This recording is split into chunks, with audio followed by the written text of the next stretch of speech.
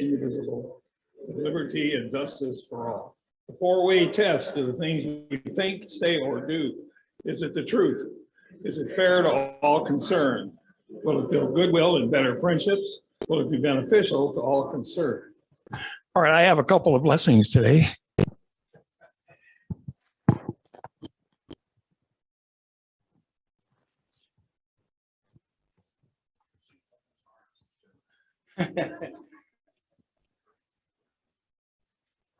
It says, St. Patrick was a gentleman who, through strategy and stealth, drove all the snakes from Ireland. Here's toasting to his health. But not too many toastings, lest you lose yourself and then forget the good St. Patrick and see all those snakes again. May God give you for every storm a rainbow, for every tear a smile, for every care a promise, and a blessing in each trial. For every problem life sends, a faithful friend to share, and for every sigh, a sweet song in an answer to each prayer. Amen. Good.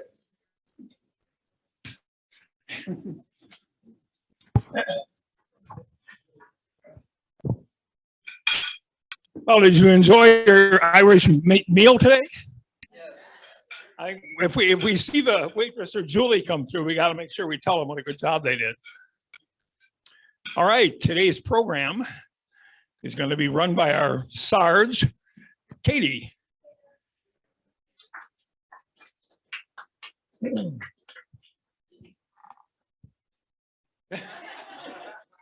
I waited until you started eating, and I thought I'd call you up.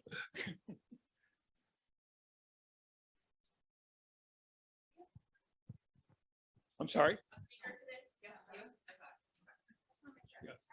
Do I need that? There's nobody online. But I'm recording it, so. Oh, well, I'm gonna need both my hands though, so this is not gonna work. All right. Okay. Okay. All right. Well, we'll start with guests. Yeah, got. My guest John. John's a very creative guy out of Miller. So he's today is interested in drawing. So as a creative entrepreneur. So Susie and John have been in contact quite a bit. Yeah, so they've been discussing the dog park. So who knows? Soon we might get that going. That would be awesome. John. Any other guests before we get to students? No? All right, I'll have each of you just, if you want to stand up and just introduce yourself, your grade level, any kind of extracurricular activities you guys do, the school you attend, and your goals or plans after you graduate. Oh, yeah. Go ahead. Just get on. Somebody. I'm Mary Murphy. I'm a senior at Marquette. I've been doing cheer for the past 4 years. I'm here right now at Marquette. And next year, I'm going to attend Marian University in Indianapolis for elective.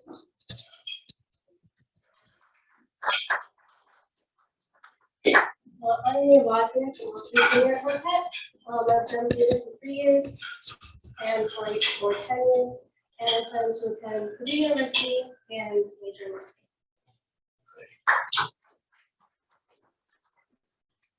My name is Samantha Mello, and I've been at Marquette for 4 years, but I've been playing it for 4 years. And I will attend if I want to, because. All right. Hi, I'm Joe Henrich. I'm a senior at Marquette. I've been playing baseball for 4 years, and I did theater for 3 years as well. I'm planning to attend PNW for broadcasting and social studies education. Hi, I'm Cameron Needham. I'm a senior. I play basketball, soccer, and I'm studying finance at IU at the Coast School Business as well. I'm David Mead. I played basketball for 4 years. I'm a senior at Marquette, and I'm currently going to Purdue for vet school. Thank you. Any visiting Rotarians? Any Rotary announcements? Yep, so, we have a Linsky Award winner, that's Angie Nelson Deitch. We actually had 4 great, candidates this year, in past candidates also in big from. We had a committee of Rotarians and non-Rotarians to pick. The award, ceremony will be April 14th, on a Rotary time, but we'll be at the Salvation Army to do it, so we have space. So thank you to Salvation Army for so we'll be 12 noon as usual. So if you would like some RSVPs, but we sure do like to know how many people are especially our food. So if you please RSVP for coming, so we kind of know who all's coming. That's it. Awesome. All right. Any other announcements for Rotary? You can introduce yourself as a guest, but this is Brad Glenn, he's media relations from our next, he's with our table too. Awesome. So for my program, I'm trying to keep it kind of quick, but you make sure that you have some dollars out on your table. So I figured since it was St. Patrick's Day and lots of people talk about luck, that I would come up with a game where you can press your luck. So I got this idea from my 10-year-old. These high school kids probably familiar with. Some of you might be too far removed from these. They call them paper fortune tellers. And typically when you do this with a kid, you open it up and it's like, you're gonna, get a new dog next week or something. It tells you like what your future holds. But my final answer is a dollar amount. So whatever you end up getting is what your table is going to have to come up with to put it. We're gonna do pigs today. Everything's going into pigs today because these pigs look a little empty. So let's make sure we call those out. So pig. Explain the pig, please. Yeah, so we use the pigs, money that goes into the pigs is specific to our Thanksgiving meeting that we do, which is turkeys and hams that go into these families in the area. So we raise all the money, we buy. So all year long, we have to feed pigs. All right. So we're gonna see before, right? All right, so on the top I have, all right, so I have a clover, I have a heart, I have a horseshoe, and a star. So all you have to do is pick one. Okay. C-L-O-E. All right, so I have 1, 2, 3, 4. Pick a number. Let's pick a number. 1, 2, 3, 4. 1, 2. Pick another number. All right. Everybody at your table has to combine for $20. Or you can press your luck and play again, and you might either or more, or it could be less. You want to press your luck and play again?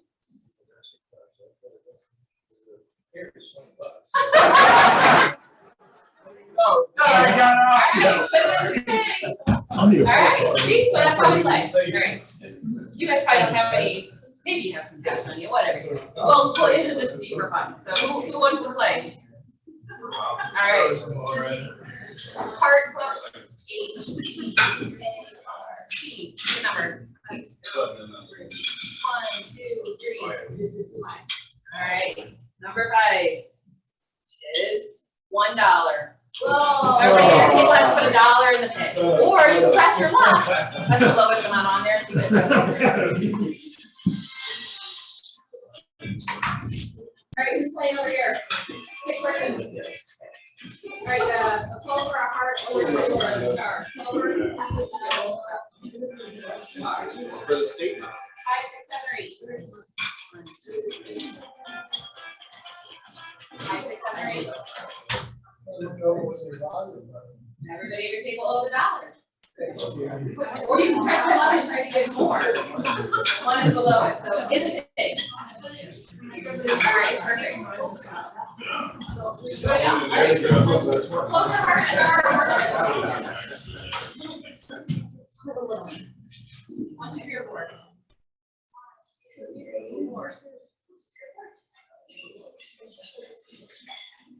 $20 for the table. Or you can press your luck and we can play again.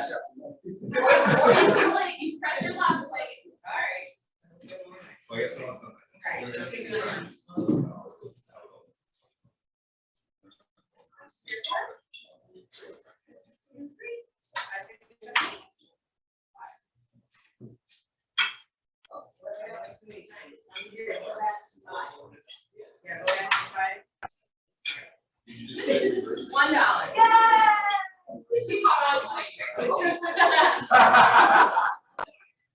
All right, so that was just a little bit of fun.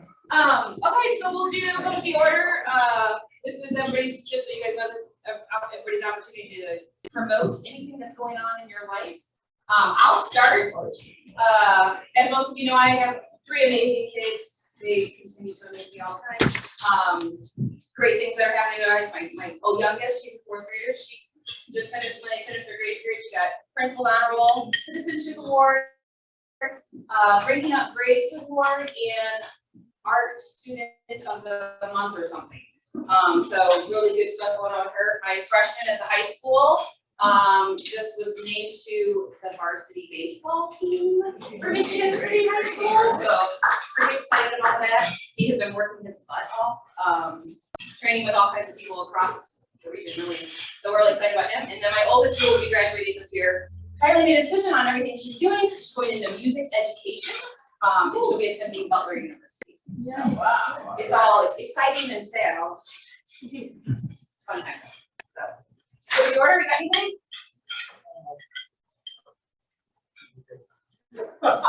We usually come to you last. You weren't prepared, were you? No.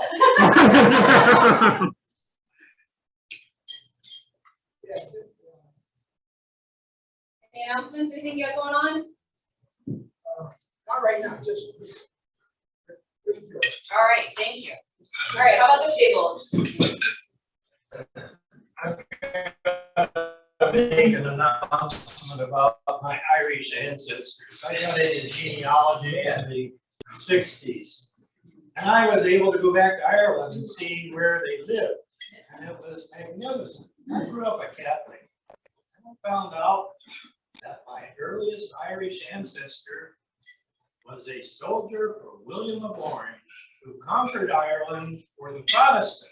Oh, wow. And I even have a silver button from his uniform from 1690. All right. So I owe $10 at least.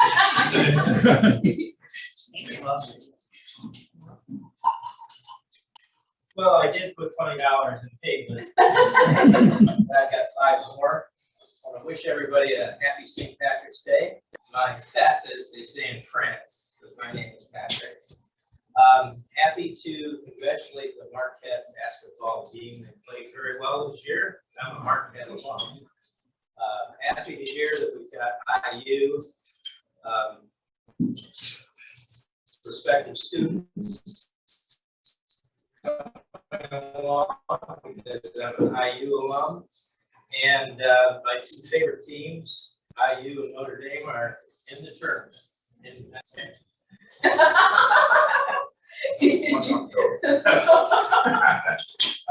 Those others have said that we're waiting to have differences, so we want to keep moving forward.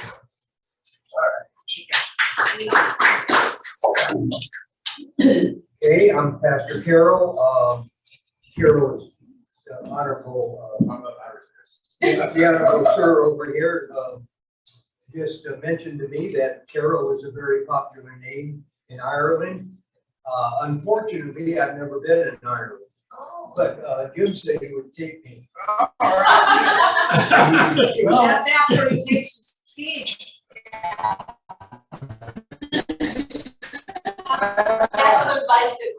Bicycle and skis.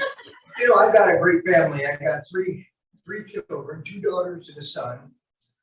And they've all went to college and got their degrees, and I'm very proud of them. And I got 13 grandchildren, and I got 2 great-grandchildren that are really ready to come anytime. They're not quite here yet, but they're ready. They're gonna let me know. But anyway, I'd like to just give a few dollars here to you. Thank you. Thank you. Back there. Marty, whoever, anybody? Oh, let's go. Step up. On Saturday, my baby girl turned 18. And we have 1 more that's under 18, so we try to show tears for a little bit longer. He's not, I will, but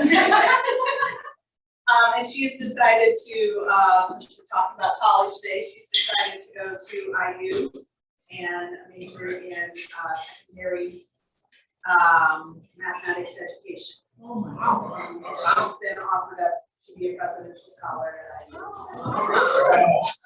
We're excited about that. And I'm really sorry to all the rest of you Big Ten fans, but you know, Iowa did win the Big Ten championship. Just to mention it. You may be in the tournament, but we won the championship. Sorry. So I'm still one of your knowledge, so I'm having. Yep, oh yeah, that's what they're there for, yeah. You're easy. I gave you a lot. Also, I get two announcements. I get 2 announcements. So welcome to the students, good to have you all here. And then second, Michigan City Police Department and other city departments, we will be doing a citywide Easter egg hunt this year. We will go back to citywide. Last year, we kind of condensed it down because of COVID, but we'll go citywide. We'll be at Feathers Alley again. It's April 16th, 12 noon shotgun start. 8:45 to 11 is set up, so anybody want to volunteer to come up and set up, which consists of basically going aids out to the big field at Feathers Alley. Feel free to come out. We will have some refreshments out there for volunteers and so forth. And then 11 to 12 is it will be our entertainment. We'll open the gates up and Rick has a committee called Rick Federer, where again, Captain Gable will be out there. Fire department out there, some things out. So things for the kids to do until we start. And then also on the 13th, which is that Wednesday, we will have the actual stuff in the AIDS Senior Center 901. So feel free to come out and help with that.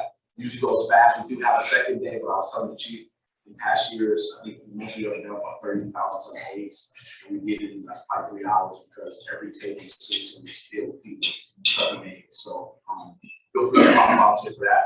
We also have night refreshments in the morning and lunch we serve around in the morning. So, and then also if there's anybody that wants to make a donation, whether monetary or candy, more monetary because we'll buy candy in one location. If there's monetary donations, like feel free to bring to my attention. So we'll have some community parties start donating. But there's some extra costs that comes with trying to stuff 30,000 AIDS. You know, big deal out for the opinion. So, so hope to see you all out. There will be a press release here soon, but I'm just giving you guys the heads up early, so you guys got it first here.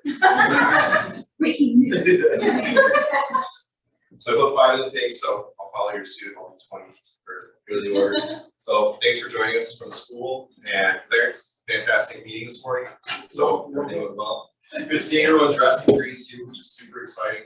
And also for my guests, so John, who is potentially going to be joining Rotary also. So,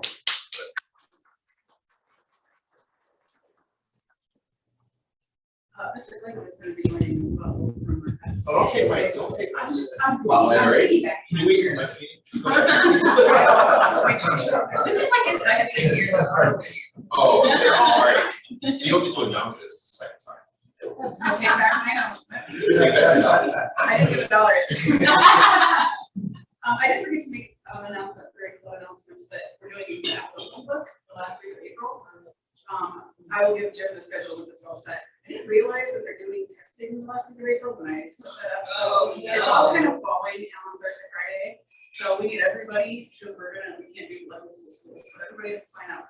We need everybody this year. And I'm not Irish, but I saw that last name, Brian. And I think that the Irish Gala cheers help this lunch. So it's lunch. Correct.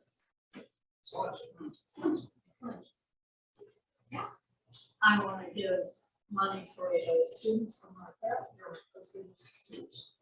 And I want to say, if you haven't read Clarence's most recent newsletter about what's happening in Michigan City, you don't know what's going on. It's going to be amazing.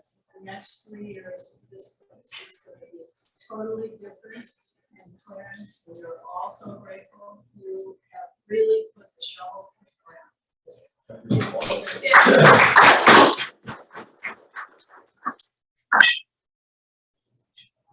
You're out, Kat.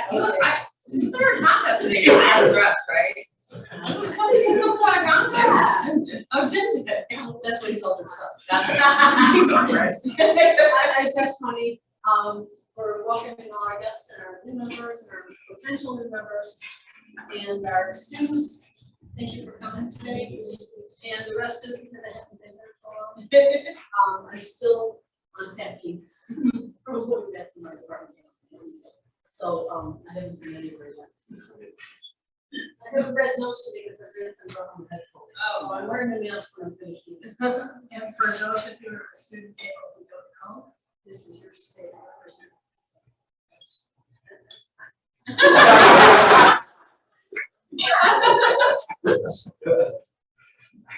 Anyone else at this table? Jim, do you have a good award? For the award? Well, I got a dollar for the Marquette students. Okay.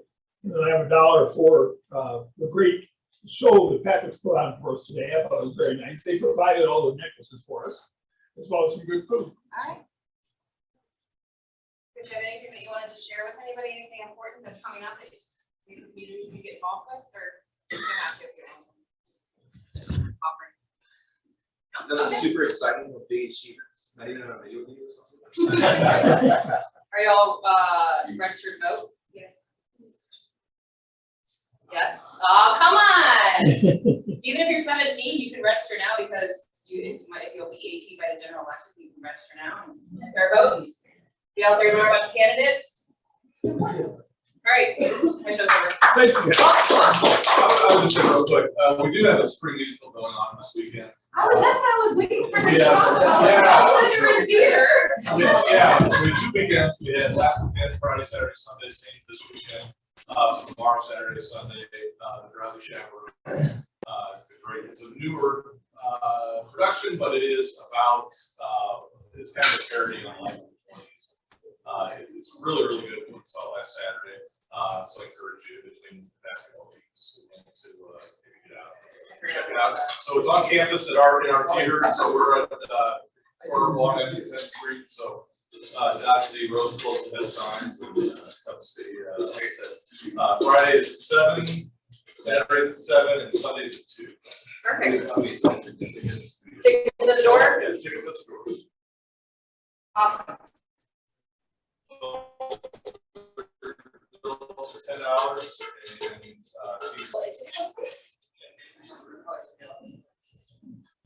Last 3 numbers are 679.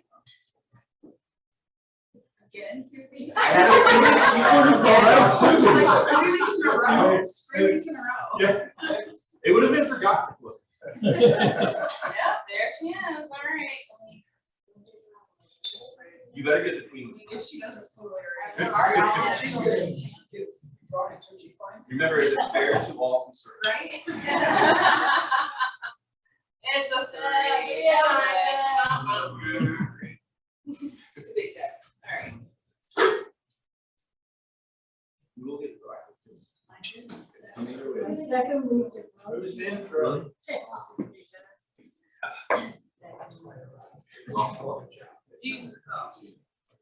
All right, let me introduce Michelle Shirk from the Boys and Girls Club, who is going to come and talk to us a little bit about a great program you guys got. Come on. I do have a PowerPoint, which I'm hoping is gonna just like magically. Yeah, I'll get it up there. Perfect. Do I have to use a mic? No, you're all right. I need my PowerPoint because you guys really are gonna want to see these cute kid pictures. Okay. All right, hi everyone. Thank you so much for having me today. I'm Michelle Shirk. I'm the CEO of Boys and Girls Clubs of LaPorte County, formerly Boys and Girls Club of Michigan City. I started this role on March 2nd of 2020, and I'm happy to say that this is the calmest and most fun and easiest that the job has ever been in the 2 years I've been here. So we're just going to kind of talk a little bit today about some of our programs, how things have changed over the last couple of years, and what our hopes are for the future. So we are part of Boys and Girls Club of America. I get a lot of questions about that. It's a federated model, which means that all of our 4,000 clubs across the United States and some even outside the United States agree to uphold certain standards of like program quality, safety, things like that. But all of our Funding generally is obtained locally, we pay for our own costs for the clubs and things like that. And then we have a lot of flexibility about what programs we want to run and don't, and then we make up a lot of our own programs. There's about 35 organizations like ours throughout Indiana. We're called the Indiana Alliance of Boys and Girls Clubs. And so wherever you are in the country, if you go to a Boys and Girls Club, they are going to be doing one thing, which is providing safe places for kids to be during out of school time. That can be in the summer, after school, during the pandemic. Sometimes it meant when schools were closed. So it can look different ways in different communities, but we all do that. And we all provide programming that focuses on 3 areas: academic success, character and citizenship, and healthy lifestyles. So those are pretty broad, but if it doesn't fit in one of those categories, we're not going to do it. So we've been in operation for 25 years, originally under the Michigan City name. That name was changed right before I started because we knew we wanted to expand. There was no other Boys and Girls Club in the county. There was not really an organization that was providing either extremely low cost or free services like we do in other parts of the county. And so we made that commitment and wanted to expand. And we actually started that process last year. We went from 3 clubs in Michigan City to 5 across the county. So we've long had the Charles R. Westcott Club, which is at the Elston Building, Pine, Springfield, and then we added last year Kingsford Heights, which is part of the Fort Schools, and Westville, which is in the city of Westville. All of their schools are in one complex, so that one actually serves elementary and middle school kids, which is really nice for us. And again, we're doing after school programming. Probably our most popular program is our full day summer camp. We have the kids for between 9 and 10 hours a day. We bring them all to the Westcott Club. NCAS generously gives us additional space at the Engagement Center because we have so many kids. And all of our programs are offered completely free of charge. That is a change we officially made about a year ago. Before that, there were some nominal fees. There was a $75 per kid fee in the summer. And honestly, we just don't want any barriers. Even if it's not the financial barrier, it's just an administrative barrier. You've got to get your money together, you've got to come, you've got to sign up. Maybe it's during your workday. And then if you're not able to do all of those things quickly, you could lose your chance to enroll in the program. So now we just fundraise for all of our money. We rely on grants, private donations, corporate donations, and all of that funding together is enough to add up to what we need to operate and offer free services. So what makes us us, and how are we different from the many other great organizations that serve youth in this community? I would kind of narrow it down to these points. We are very obsessive about safety. For the last 2 years, that meant a lot of pandemic safety. We were able to reopen in summer of 2020. We were one of the few programs to do that. And we even got approved by the health department because we had such rigorous procedures that kept our kids safe. To this day, we are not aware of a single case of COVID transmission within the club, which we're really proud of. We've had, some members have gotten it other places, but we've had masking, we've had distancing, we've had all the things, we've done temp checks. Now with the new IDOH guidance, we're able to operate a little bit more flexibly, which is obviously making our lives a lot easier, but we've tried to be safe and we've been able to stay open as a result. It also means kids are never one-on-one with staff members. They're never one-on-one with each other. There's always lines of sight visibility. We do emergency drills at all of our sites twice a year. We just started a thing where we close each site down for a different Friday afternoon to make sure that we get all the staff together at one place and walk through those drills, which we set up in partnership with the protocols that our school corporations have, so kids aren't following one set of evacuation procedures during the day and then another one after school. We want that consistency for them. We want to reach the kids that need us most. That can be economic need. It can be, say, lack of internet access during virtual learning. It might be that parent or guardian and they don't have a safe place for them to go. We get a lot of direct referrals from principals and counselors, and we always try to move those kids to the top of the list because they're definitely in need of services. We try to have a really positive staff culture. We like to be a really great place to work. Over the past 2 years, we've increased our organizational minimum wage from $8.50 to $15, and it just goes up from there. That has allowed us to attract and retain really great people. We do not currently have any open program positions, which we're really proud of. We've expanded our staff from 20 to 36. School partnerships are huge for us. I always say we're not going to go into a community where the schools don't want us there. We don't want to compete with what we do. We want to complement it. Lots of communication back and forth. Every single child's family signs a information sharing agreement so we can communicate, hey, maybe the counselor should check in, you should be aware of this issue that's going on with this kiddo that's maybe during the school day.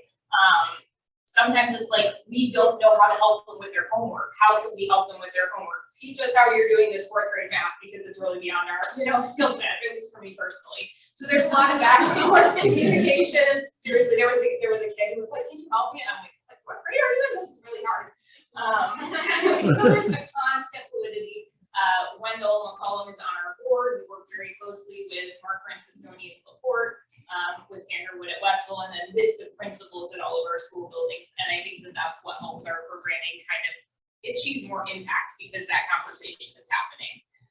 And finally, and what I'm going to spend the rest of the time talking about, is we want to create moments of joy for our members. This has been a tough couple of years, and even when it was at its toughest, we still had kids having a really great time at our clubs. And we can do all this great programming, we can help them with their grades, we can help them with their eating habits, make sure we're giving them nutritious meals and snacks, but if they're not having fun and don't want to be there, then we're not really accomplishing as much as we could. So these are pictures that show our 3 areas of focus, which again are academic success, character and citizenship, and healthy lifestyles. The top one is a STEAM fair that we collaborated with Kingsford Heights on, where we took our club members who didn't have parents available to take them to attend the fair in groups of 3, and they did all the stations, and then we also provided activities. We did a Try a Fruit Friday activity at Westcott, where they sampled different fruits and then they voted on their favorites. We had in the bottom photo, there was a young lady completing her bat mitzvah project, and she needed to do a service project, and she was a very good dancer. And so she came in and taught our kids some different dance moves, and they really loved that, actually. That was a very big hit that we're going to do again. And then we want to provide exceptional experiences, experiences that are like at a high level, and you might not get a chance to participate in without some effort. The bottom photo was our first COVID field trip. Everybody wanted to take the kids to see a movie. A lot of these kids missed that time when you go see your first movie just because things were closed. My own 6-year-old, I think this was his first movie experience. And so we wanted to do it safely, so we rented out the entire theater. The Park County Sheriff's Office sponsored individual snack packs for each kid, and then we broke them into 2 groups. And we got 3 buses from LCIS. They gave us 2 buses so we could find a distance on the buses. And we won't have to do all these extraordinary measures hopefully this summer, but we were able to make it work, and seeing a movie in theater for the first time in years was a really big deal for these kids. Kristen Noonan, who many of you probably know, came in and did a vision board workshop with our members, and it was such a big hit that I think we're actually going to do it for entire families, because a lot of adults wanted to participate.